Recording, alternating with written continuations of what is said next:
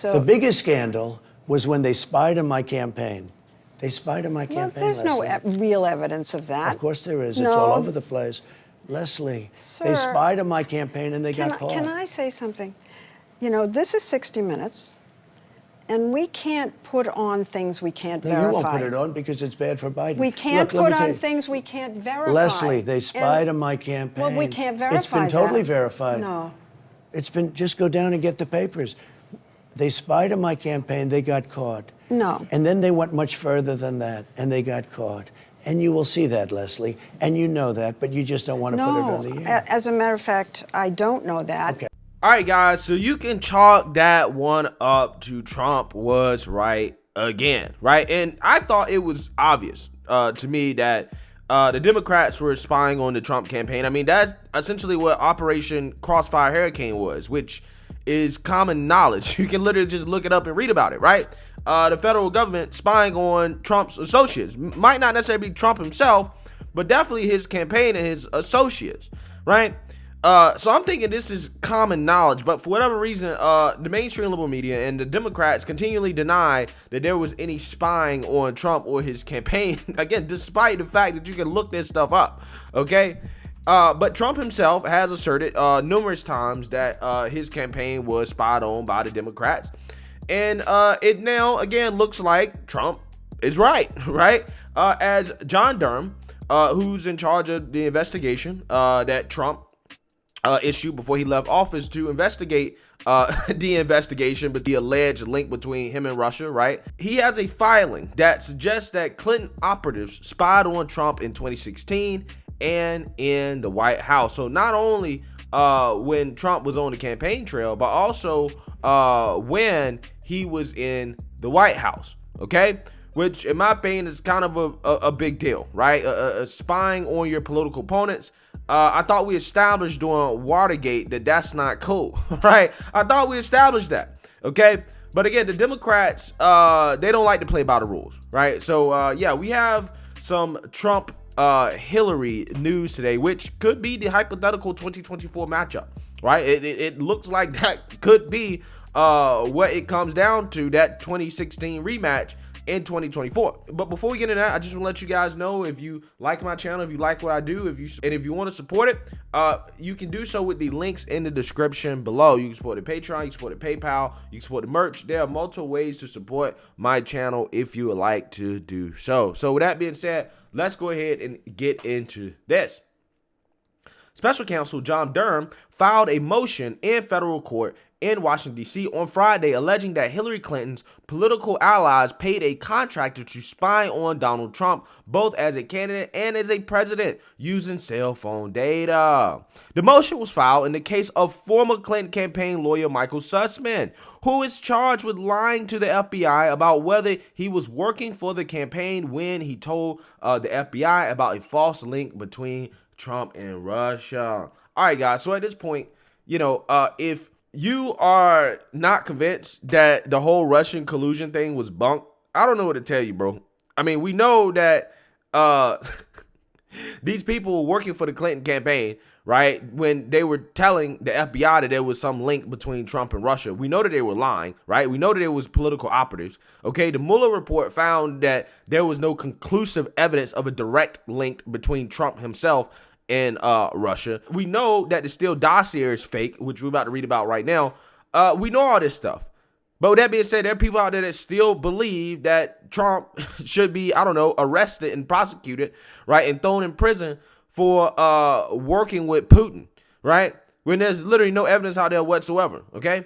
Sussman was a partner at Perkins Coie, which often represents Democrats, and which hire Fusion GPS to produce the false Russia dossier on then candidate Trump at behest of the Clinton campaign and the Democratic National Committee. Yeah, so again, you guys remember that Russian dossier, right? The Steele dossier, which alleged that Trump got peed on by Russian prostitutes, right?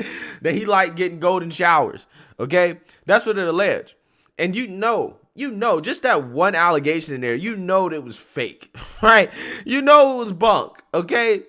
It's just hilarious how all this stuff comes back around on Democrats. Durham's filings deals with a potential conflict of interest involving Sussman's legal representation from Lothman and Watkins LLP, which also represents others in investigation whose interests may conflict with those of the defendant. These, the Techno Fog blog notes, includes Perkins Coie, former Perkins Cole, lawyer Mark Elias, and the Hillary Clinton campaign. If they are also charged or exposed to criminal liability, the firm might face a conflict of interest among the various defendants.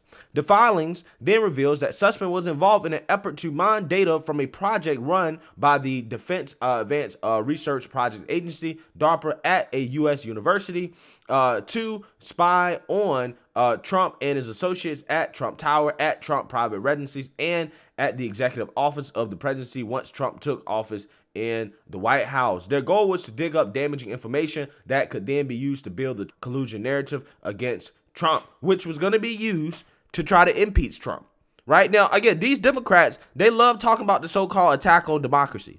But these guys literally put in a coordinated attack, right, using government resources to try to dig up false information on Trump, okay, to build out a fake story in order to have the man impeached. Remember, as soon as Trump got in office, the Democrats were looking to impeach the guy, right? But again, these are the same people that talk about, oh, democracy, respecting the office of the president, accepting the election results, when they never, ever accepted the 2016 election results. Again, evidenced by the fact that they tried to impeach the man at every turn, okay?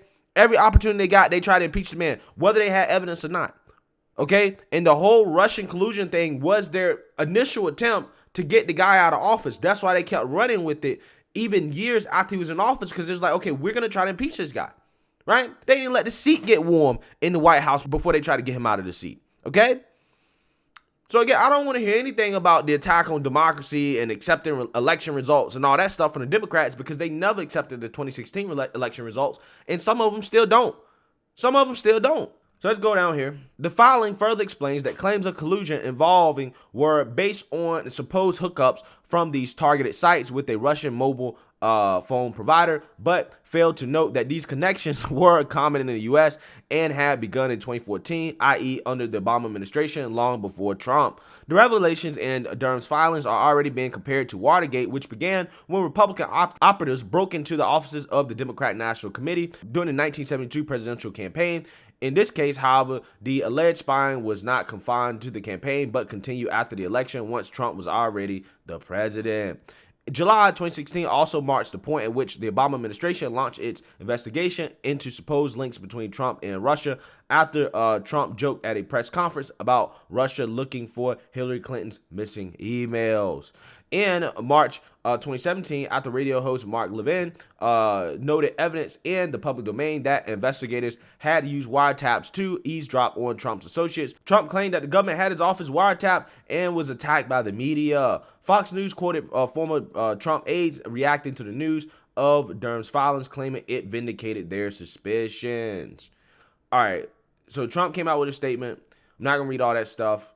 But yeah, basically, in my opinion, I mean, it's obvious that the Democrats were spying on Trump, right? And again, I think the overall takeaway here is that they were spying on Trump with the intention of trying to dig up information that wasn't there to build up a false narrative about Russian collusion to get the man impeached, right? To get him out of office. That is essentially what they were trying to do.